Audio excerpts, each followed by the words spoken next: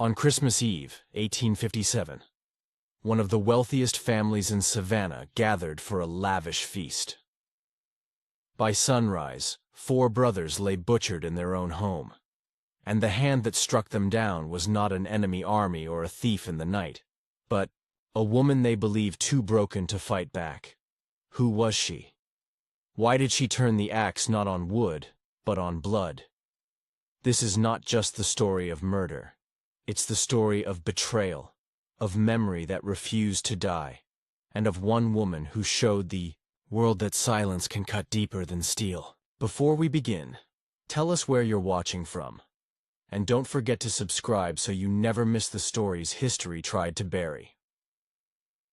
On Christmas Eve of 1857, the city of Savannah, Georgia glittered with candlelight, its homes filled with music, feasts, and the warmth of family. Yet beyond the polished silver and roasted turkeys, another fire was kindling, one that would mark the night as the bloodiest chapter in the South's dark history of slavery. Her name was Phyllis. She was 28, a house servant born on Riverbend Plantation, trained from childhood to serve without complaint, to bow her head even when her spirit bled. But on that night, she would no longer bow. She would rise with an axe in her hands and carve her own place in history. The Chamberlain family, wealthy and feared across the region, had ruled their lands with cruelty dressed in refinement. 4 brothers, Jonathan, Paul, Samuel, and Thomas, were heirs to a dynasty built on violence. At the grand dinner table that night, their laughter mingled with the clink of glasses and the scent of brandy. But beneath the glittering chandeliers, Phyllis moved like a shadow, basting the turkey, pouring the wine, all the while counting each bottle until their voices grew louder, their guard weaker. She had waited for this moment with a patience sharpened by grief. Her grief had a name: Isaiah Carter. A man once promised freedom, then betrayed, sold 2 counties west, beaten until his body could no longer stand, and left to die under the unrelenting heat. When the news reached Phyllis, she did not weep. She cooked, she scrubbed, she ironed the brothers' coats, but something inside her ceased to live. She became a vessel not of despair, but of vengeance. And that night, while Savannah sang hymns of Bethlehem, she prepared for her own kind of birth, the rebirth of a woman who would no longer be silent. Outside, the quarters were cloaked in cold.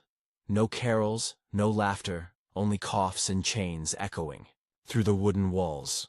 Phyllis sat near the dim fire, her dress stiff with ash, her eyes locked on the flames yet seeing only Isaiah's face. Elijah, an elder among the enslaved, muttered that Christmas Eve was no night for wandering spirits. Without looking up, Phyllis answered softly, "That's why they wander." Behind her, hidden in the bundle of kindling, the axe waited, its handle worn, its blade heavy, ready. Inside the big house, the Chamberlain brothers reveled. Jonathan quoted Latin as though words could mask his cruelty. Paul, a man corrupted by desires too foul to name. Samuel, who prayed with one hand while whipping with the other. Thomas, the youngest, short-tempered and dangerous, once pulling a trigger over nothing more than a sneeze. They sang carols and filled their glasses again and again, unaware that their final hymn was being written in silence just steps away. When the clock edged toward midnight, Phyllis rose. Tomorrow the newspapers would call her a savage. The courts would call her insane. But the truth is simpler. She was justice with a handle. What began as one more night of polished shoes and perfumed rooms would end with steel meeting flesh, and the Chamberlain dynasty broken on its own marble floor. Less than 3 minutes later, 4 men who had lived as masters fell as nothing more than men, unprepared, undone, and forgotten by the very mercy they had denied others. This was not madness. It was the answering of a promise broken, of love destroyed, of silence finally shattered. Phyllis did not seek glory. She sought truth, in the only language left to her, the swing of an axe, the weight of justice. And though the world branded her an outcast, Her story echoes even now, a reminder that the most silent hearts can thunder the loudest when pushed beyond the edge. Isaiah's life had begun with a cruel twist of fate. His mother, once a freed woman, had seen her liberty stolen by a single forged signature, turning flesh into property and blood into currency. Isaiah grew up strong, disciplined, and unbroken in spirit. In the fields he labored without complaint, his skill and determination soon noticed by the overseer. Within weeks he was handling horses, commanding respect not through kindness received, but through the undeniable power of his usefulness. By the second month he had found stolen moments in the shadows behind the smokehouse, where Phyllis would meet him beneath the stars. There he whispered of Ohio, of air free from orders, of mornings not dictated by chains. He promised he would find a way, someday, somehow, to buy their freedom. Phyllis rarely spoke. Instead, she listened, and when his hand brushed hers, her silence carried the weight of dreams fluttering like wings inside a cage. But dreams drew the eyes of predators. Jonathan Chamberlain summoned Phyllis one night into his parlor, the air thick with cherry tobacco and smoke. With a glass of port in hand, he studied her as if she were no more than livestock. He spoke of freedom as if it were his to grant, dangling it before her like bait. "Work hard through Christmas," he told her. "Keep your head down, make the house shine. Come spring, maybe I'll write the papers." He never mentioned Isaiah, but the implication was clear. A promise of liberty not just for her, but for them both. That night, Phyllis pressed her forehead against Isaiah's chest and allowed herself to dream of yellow dresses and laughter, of mornings not shadowed by chains. For once, she believed. 2 weeks later, Isaiah was gone. Sold in the dead of night, like an animal. No goodbye, no warning. Just the cruel laughter of Samuel Chamberlain boasting about the price he fetched. When Phyllis confronted Jonathan, reminding him of his spring promise, he smirked. "He wasn't part of the bargain, but you, girl, spring's still coming. Be good." She turned away without a word, her hand brushing the kitchen cleavers, handle on her way out. The seed of silence had shifted. In its place, something colder began to grow. The truth of Isaiah's fate reached her like whispers slipping under a door.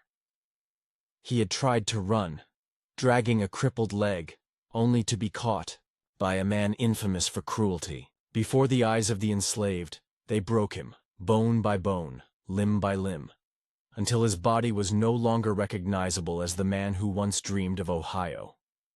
When word reached Phyllis, she did not scream. She folded laundry more tightly, as though wrapping something sacred. Her silence was no longer submission. It was transformation. She began to notice details others ignored. The size of the brothers' boots, the weight of their pocket watches, the smell of liquor when they stumbled home late, the creak of the second stair outside their rooms. She rose earlier, worked harder, chopped the firewood finer. The axe was no longer just a tool to keep their hearth warm. It became something else, an extension of her resolve. For 7 winters, Phyllis had wielded that axe, her hands calloused, her arms steady from splitting logs to fuel the kitchen fire.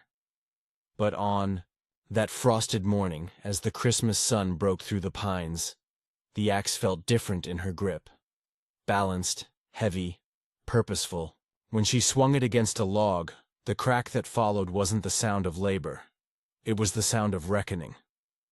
To anyone watching, she was just another servant preparing for the day.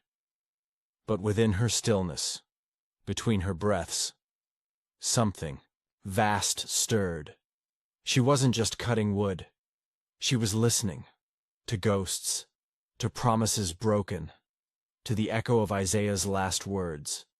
And each swing carried her closer to the night when silence would end in fire and steel. Each swing of the axe was no longer about wood. It was a drumbeat, A heartbeat played in reverse, one for every lie Jonathan whispered, one for every scar Isaiah carried, one for each of the 4 Chamberlain men who would soon meet their end. When morning came, Phyllis returned to the big house as she always had. Her apron was crisp, her eyes lowered, her hands folded like prayer. To the Chamberlains, she was still the obedient shadow, silent, efficient, invisible. Jonathan sat polishing. His boots in the parlor, Samuel plucked out a hymn between swallows of whiskey, Paul prowled the room with his eyes fixed on the younger girls, and Thomas had yet to rise from his bed. They believed themselves safe, untouchable, armored by wealth and bloodlines. But none noticed how Phyllis's hand lingered on the mantel, how her gaze flicked toward the iron rack by the fire, or how her eyes briefly caught the glint of the key ring swaying near the back door. By midday, Phyllis slipped back to the quarters, not to rest. She hadn't rested in years, but to prepare. She gathered what no one else would ever think mattered: a rag soaked in lard to quiet hinges, a spare apron to wrap steel in, and her threadbare shawl that smelled of ash and old bones. She hid it all behind barrels by the smokehouse, covering it with salted rags as if concealing the future beneath scraps. She walked slowly, deliberately, memorizing every step, every breath, as if she were carving the moments into stone before her life's rhythm shifted forever. That evening, the great room filled with brandy and music. Roasted duck perfumed the air, candles shimmered on polished silver, and a trio of enslaved musicians borrowed from a neighboring estate played a soft harmony. Laughter shook the walls, boots pounded the floorboards, and the Chamberlains raised their glasses high, blind in their arrogance. They celebrated because no one had ever told them no, because they believed cruelty was their birthright. But in that air was something heavier than smoke. Memory, thick and bitter, pulsing from the floorboards upward.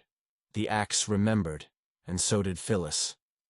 With each quiet step she took that night, the wrapped axe waiting outside seemed to pull the future closer, heartbeat by heartbeat. It was no longer just a tool.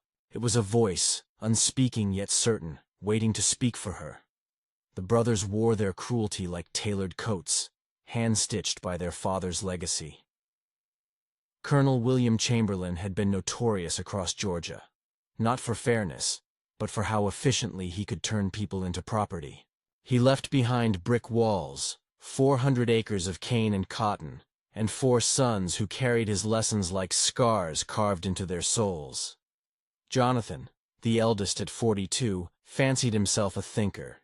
He quoted Shakespeare and Scripture, convinced that order was the highest virtue, though order to him meant others broken beneath his control.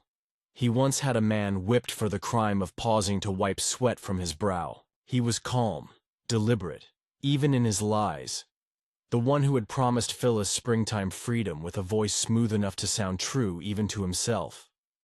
Paul, at 38, moved like oil, always smiling, always watching.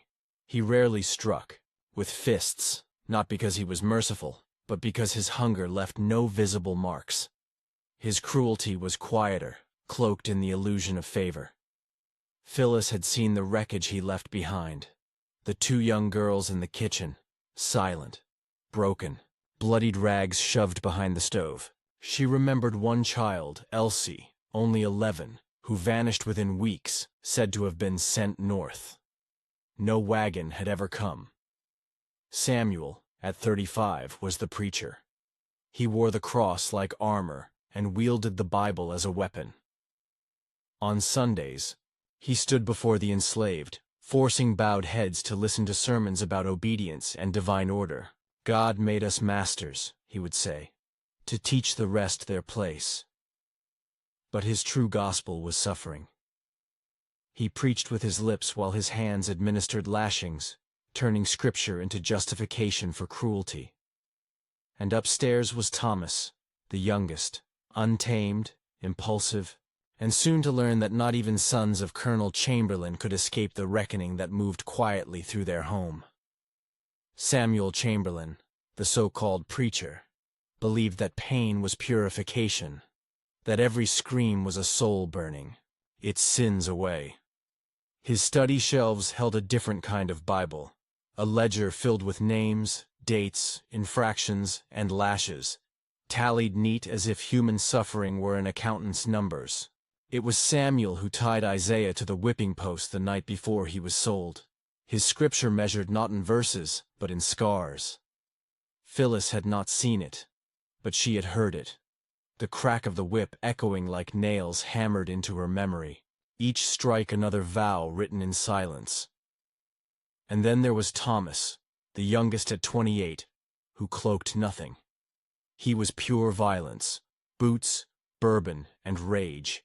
He punished coughs with fists, silenced children with gunfire, once shattering a girl's arm because her sobs disrupted his card game. Unlike his brothers, Thomas did not believe in order or legacy. He believed in fear. It was the only language he trusted, and it made him reckless.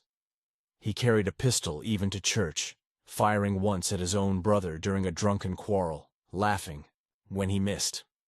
Phyllis knew Thomas would be the most dangerous, not because of strength, but because of unpredictability. Rage lunged. Rage did not think.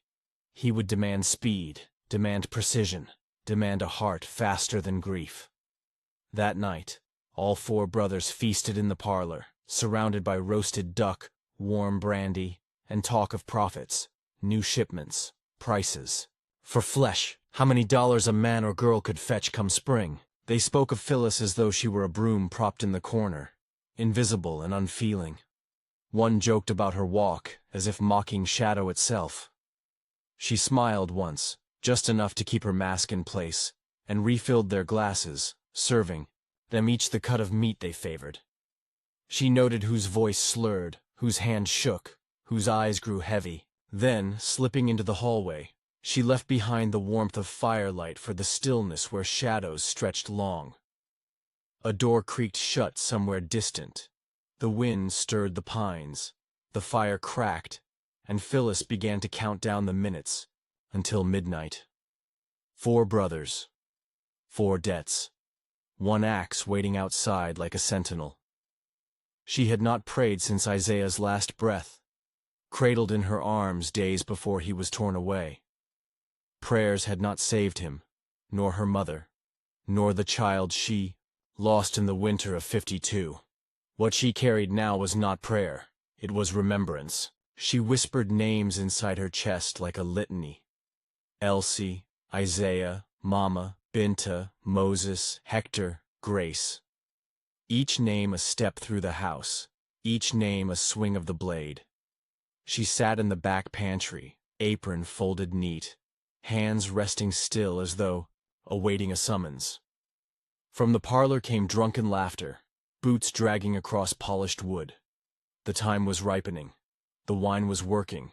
The fire burned low. Outside, the wind brushed across the cane fields, like a hand stroking the backs of the forgotten. Phyllis closed her eyes and recited her list once more, each syllable a drumbeat in her chest. She was no longer alone. The dead walked with her. The kitchen clock ticked toward midnight. She rose. Her steps were soft, steady, practiced. No one looked up. She was predictable, and predictability was her shield. She passed through servant halls where candles trembled as though they recognized her intent. Outside, behind the barrels, her hands found the hidden bundle. She unwrapped it slowly. The axe gleamed in the moonlight, its blade not polished, but sharpened by years of fury. She tested its weight. Her arms remembered, steady as stone. Inside, the brothers were scattered like prey that did not know it was being hunted. Jonathan pored over ledgers in his office. Paul had slithered upstairs, with a girl too young to understand the danger. Samuel slumped near the fire, glass in hand, breath thick with whiskey. Thomas prowled the halls, pistol loose at his belt, restless as ever. Phyllis had planned for this, not with ink or speech, but with bone and silence, a map drawn in rage, and patience. She inhaled deeply. The air carried cinnamon, cedar, and smoke. Smoke that in her mind belonged not to a kitchen fire, but to the hidden flames that once guided runaways through the swamps. The flames that had always meant war. She stepped back inside the hallway.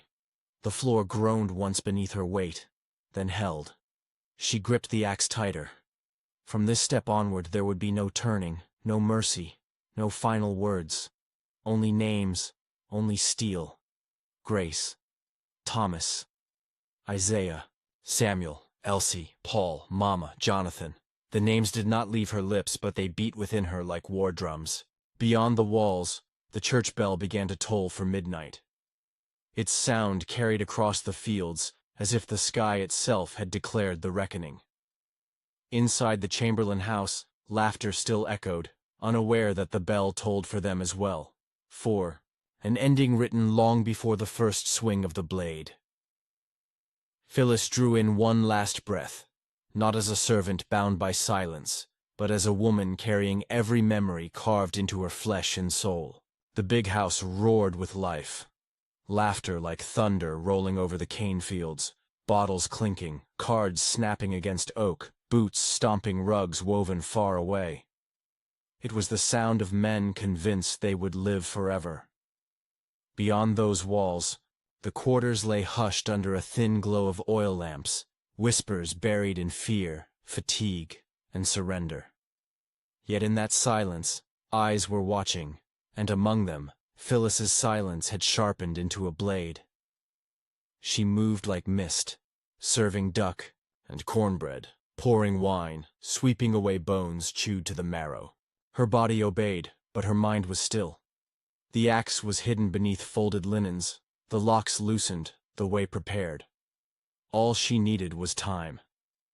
Jonathan was the first to leave, clutching his ledger as if it were scripture, muttering about noise. Phyllis knew his path, back to the office with its red rug and the iron key above the mantel.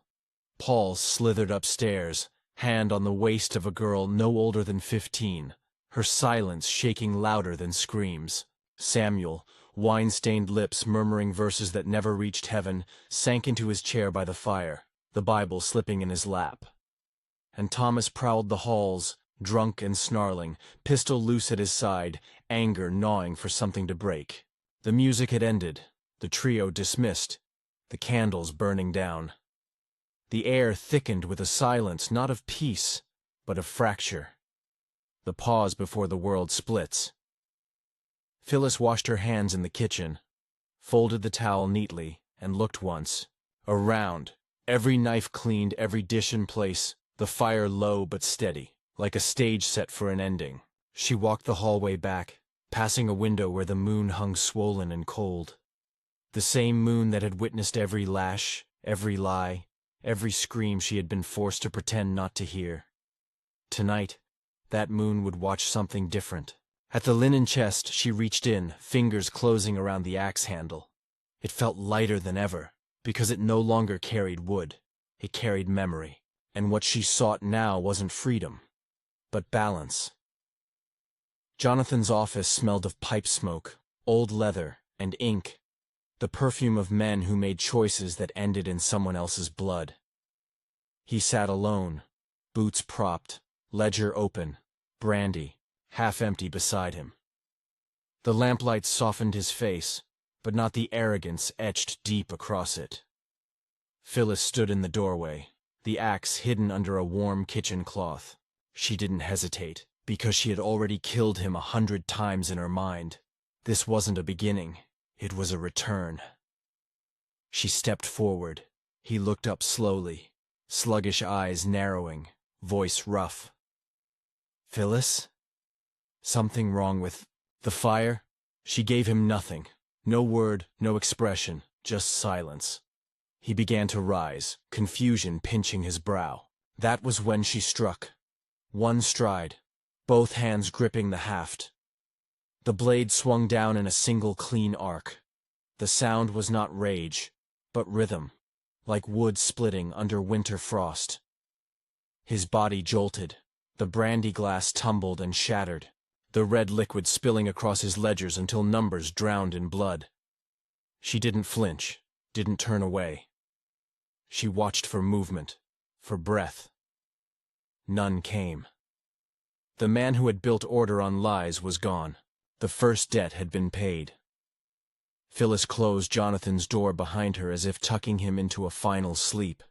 His hands, once so quick to hold false promises and the whip alike, now dangled limp at his sides.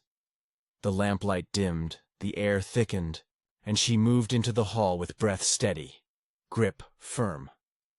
One name silenced, 3 yet to fall. Thunder rumbled low in the distance, but inside the house a deeper silence pressed in. The silence that comes after truth has finally been spoken. She passed Samuel in the parlor, slumped and drunk. Bible crushed against his chest. Not yet. She wanted his eyes open when judgment came. Upstairs, Paul's door creaked faintly, a whimper following it like smoke. That was where she would go next. Her feet found each stairboard she had memorized, each creak anticipated. The corridor stretched ahead, long and shadowed, lined with doors like tombs. From behind the third came Paul's slick whisper, the sound of fabric shifting, of fear. Cornered, she raised the axe, a question in her hands only she could answer, and knocked. Polite, deliberate. The door cracked open to reveal his smirk, shirt half-fastened, hair disheveled, eyes gleaming with suspicion, and that familiar rot he mistook for charm. "Phyllis," he drawled. "You need something?" She answered with silence and steel. The axe bit deep at the base of his neck, dropping him to the floor with a scream that drowned the house. Blood spread across the boards like cursed wine. She followed, striking again and again, ribs splintering, chest collapsing. His hand clawed for the poker near the hearth. She pinned it beneath her foot, met his eyes, and whispered. Her name was Elsie. The final swing silenced him forever. In the corner, a girl barely 15 quaked beneath a blanket, eyes wide, with terror. Phyllis's apron dripped red, her breath ragged, yet her voice softened as she knelt. "You don't have to run," she told her. Slowly, gently, she took the girl's hand. "Go to the cookhouse. Stay with Auntie May. Don't open the door." The girl nodded, fleeing like a sparrow from a snare. Phyllis rose, heavier now, but unbroken. 2 down. Back in the hall, the air shifted. Samuel stumbled forward from the parlor, blinking, clutching his Bible as if its leather cover could shield him. His eyes fell on the blood trail, then on her, then on the axe. "Phyllis, what is this? Where's Jonathan? What have you done?" His words slurred, his voice crumbling into a plea. "No, girl, no. Don't you know what you're doing? It's Christmas. You can't—" She cut him short with a glare. "His day came and went," she said. "This one's mine." Samuel tried to flee, scrambling toward the stairs, but his legs betrayed him.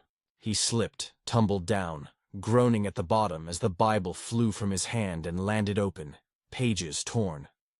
Phyllis descended after him, calm as a storm rolling in.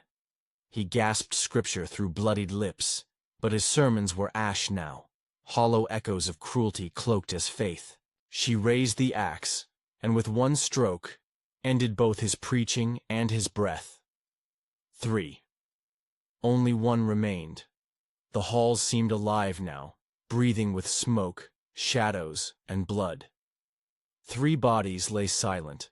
Jonathan in his office, Paul in his chamber, Samuel sprawled at the stairs. The axe dripped like a pen finishing its final lines. Somewhere deeper in the house, a door slammed. A furious shout cut through the stillness. Thomas, awake, armed, hunting. His boots hammered the boards, his voice bellowing her name.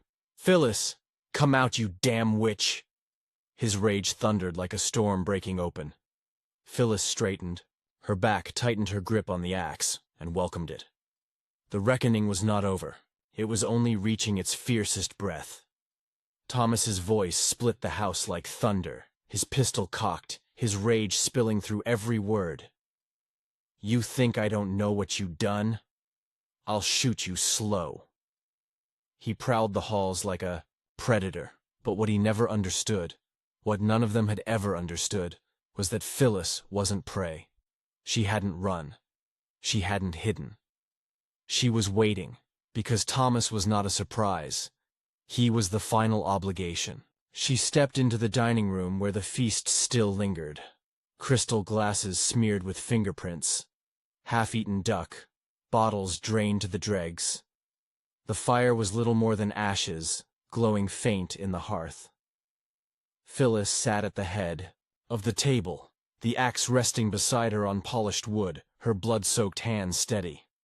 Thomas burst through the doorway, pistol raised, eyes bloodshot with fury and liquor. His lip curled when he saw her still, calm, unmoved.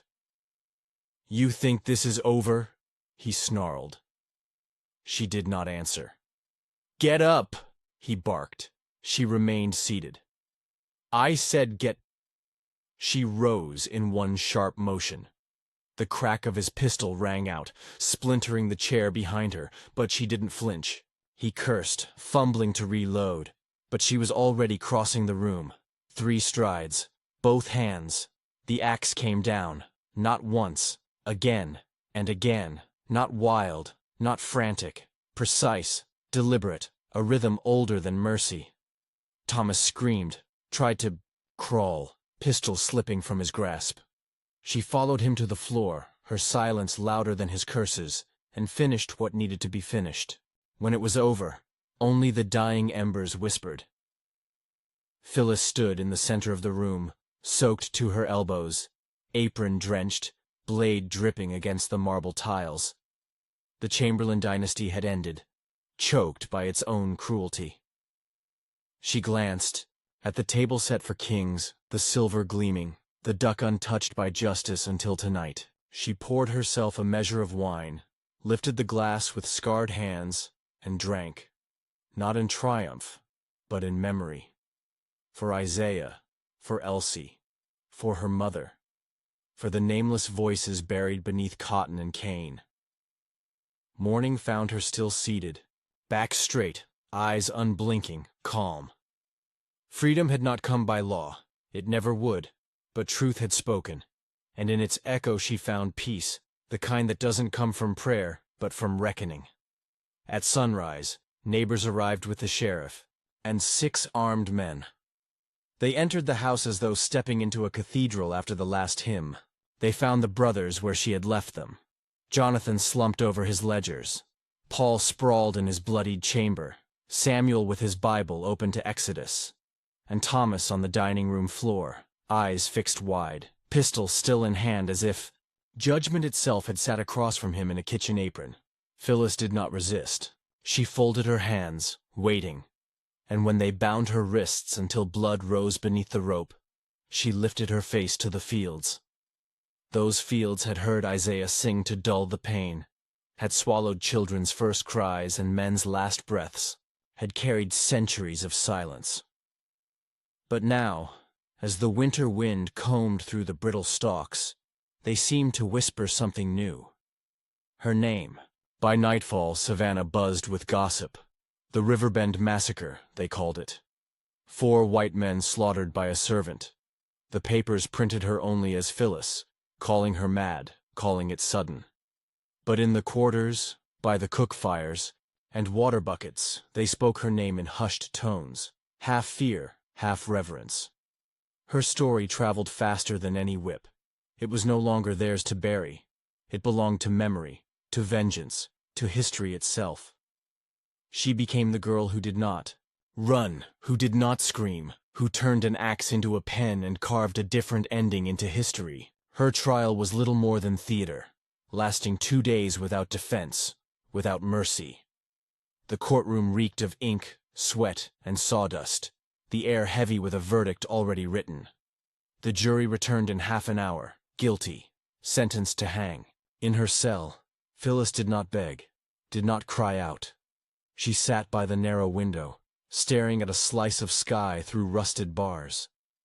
Sometimes her eyes closed, not in sleep, but in silence, listening to names whispered like prayers, footsteps of the forgotten, and the distant sound of chains beginning to loosen. On the morning of her execution, they dressed her in white. They claimed it was tradition, a show of propriety. But white did not belong to them anymore. It belonged to her, the woman who walked to the gallows as if to an altar, not ending something, but sealing it. The crowd gathered in a hush that cut sharper than any jeer. Some sneered, others wept, many simply stared, unable to look away. When asked for her final words, she lifted her chin and said, steady as iron, "I only did what they taught me." And then she stepped forward. The rope ended her breath, but not her story. Her name did not die on that platform. It traveled. Whispers carried it along the coast, down through the Carolinas, across Alabama's fields, and into Louisiana's swamps. It was spoken softly beneath breath, carved into bark, woven into lullabies that mothers sang to daughters. Phyllis became more than a woman. She became a reminder that even the quiet ones remember, that even the bound ones can strike, that even the darkest night can carry a blade. They tried to bury her beneath shame, but memory does not rot. Memory grows wild, and if hearing her story sparks something inside you, it's because it was never told in vain. Share it, carry it, let her name live again. Because Phyllis was not silence. She was the voice that would not stay buried. Phyllis did not live to see freedom, but she left behind something more enduring than survival. She left a story whispered across fields, carried in songs, etched into memory long after her body was gone. They tried to erase her name, but memory grows wild, and her truth could not be buried. If this story moved you, share it. Because the more we remember, the louder her voice becomes. And if you want more untold stories of mystery, justice, and survival, subscribe now, leave your thoughts below, and join us on this journey of uncovering what history tried to hide.